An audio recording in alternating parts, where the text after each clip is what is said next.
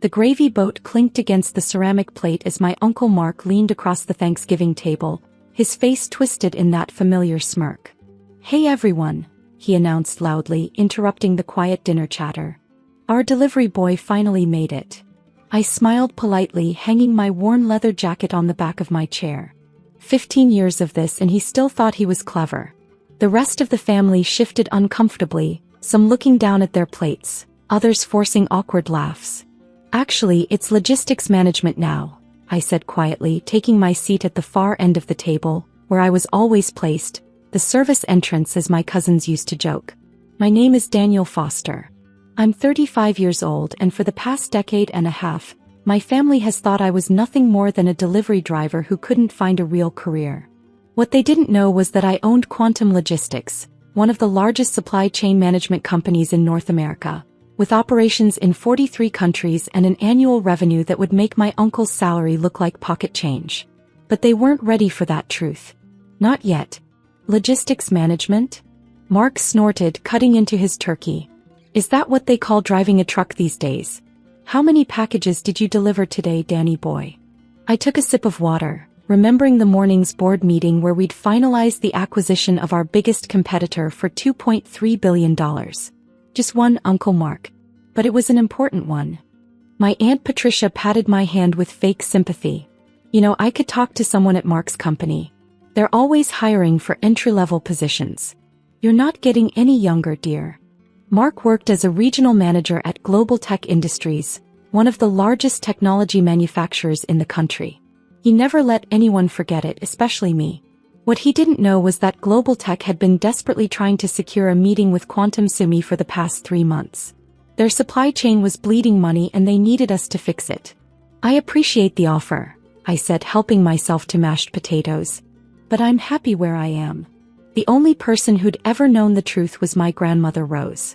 She'd believed in me when I started Quantum from my garage at 20, using the inheritance she'd left me against everyone's advice. "Build something that matters," she'd said before she passed. "And let your success speak louder than their doubts."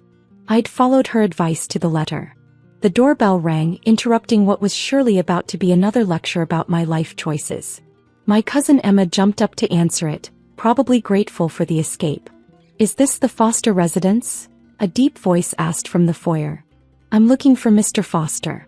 "It's urgent." Mark stood up, straightening his jacket. "I'm Mr. Foster," he said importantly. "No," the voice replied. "I'm looking for Daniel Foster." The room went quiet as James Chin, CEO of Global Tech Industries, Mark's boss's boss, stepped into our dining room. I stood slowly, wiping my mouth with a napkin. "Good evening, Mr. Chin." He looked relieved. "Mr. Foster, thank God. I've been trying to reach you. The Singapore merger is happening faster than expected. We need Quantum's infrastructure immediately." Mark's fork clattered against his plate. "Sir," he squeaked. "You know Daniel?" Chin looked confused. "Of course I know Daniel Foster. Everyone in the industry knows the founder of Quantum Logistics." He turned back to me. "Please, sir, can we discuss the contract? Our board is waiting." The turkey wasn't the only thing that got roasted that Thanksgiving. Monday morning arrived with the weight of 15 years of silence.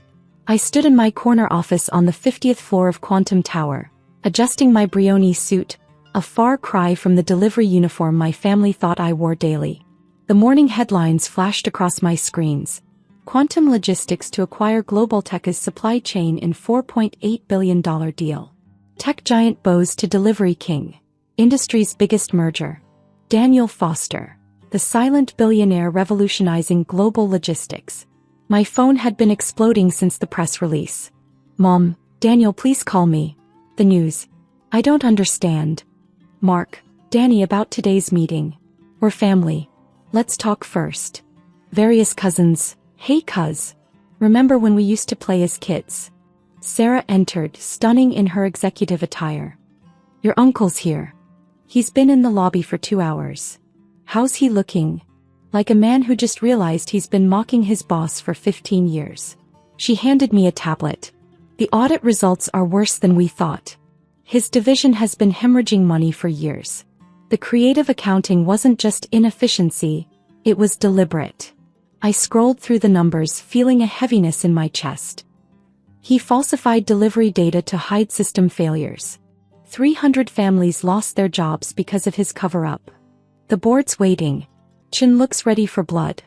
I nodded, straightening my tie. Send Mark up. 5 minutes later, my uncle entered.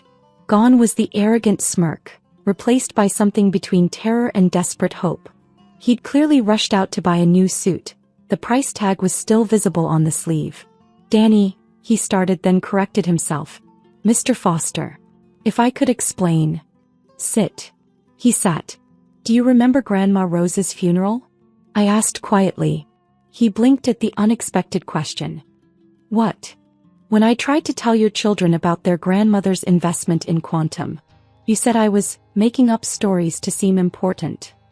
I didn't know. You told everyone I was disrespecting her memory. I turned my screen around, showing him the trust account.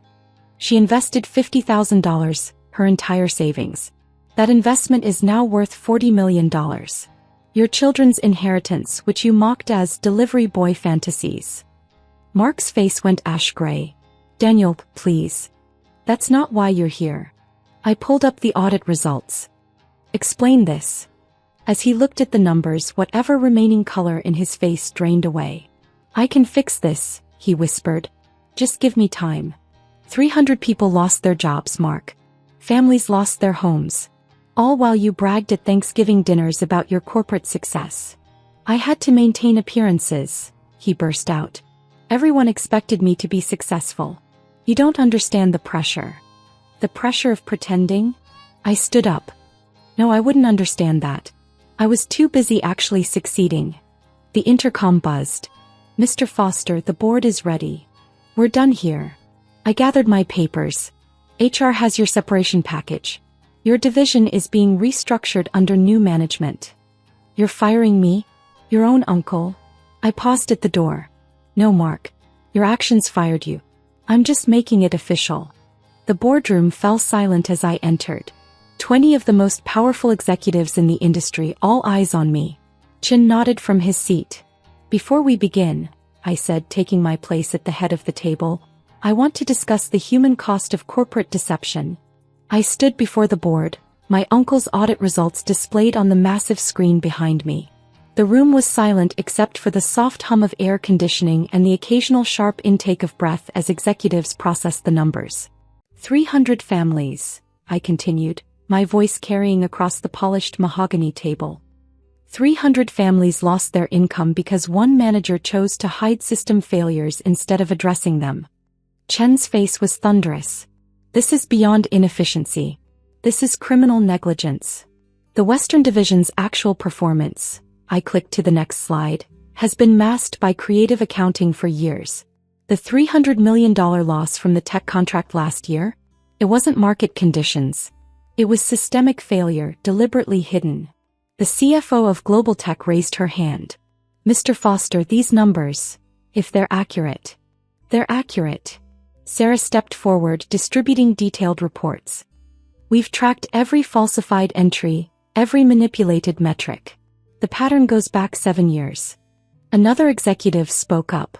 This is the division managed by your uncle, correct? Yes, I replied simply. Which is why I recused myself from the initial investigation. The findings were independently verified by 3 separate audit firms. The room erupted in murmurs. Family connections were one thing, but this level of corporate misconduct was another. There's more, Sarah announced, clicking to the next slide. The cover-up affected more than just Global Tech. Because of the division's central position in the supply chain, the ripple effects impacted dozens of smaller companies. We've identified at least 7 local businesses that went bankrupt due to the deliberately mismanaged distribution. I thought about those small business owners. People like I used to be, building something from nothing, only to have it destroyed because my uncle was too proud to admit his failures. What's your recommendation, Mr. Foster? Chin asked, though his tone suggested he already knew.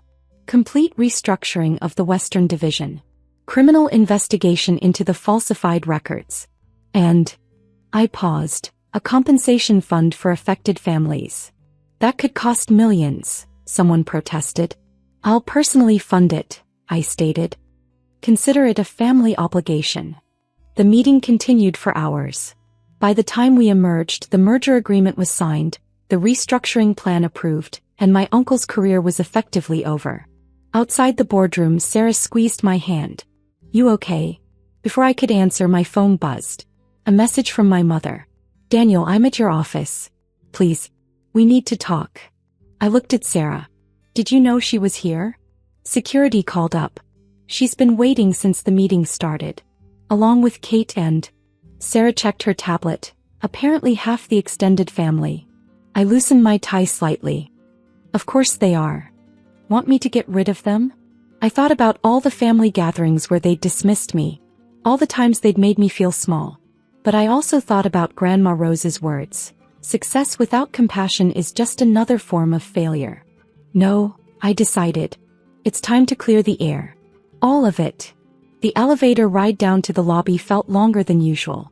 When the doors opened, I saw them.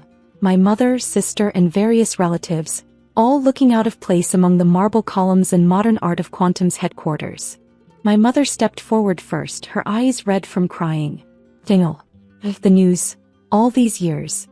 Perhaps we should talk somewhere private," I suggested, noting the curious glances from employees passing by. "Your uncle," Kate blurted out. "Is it true? What they're saying about the audit? You'll read about it in tomorrow's papers." I gestured toward the private elevator. "Shall we?"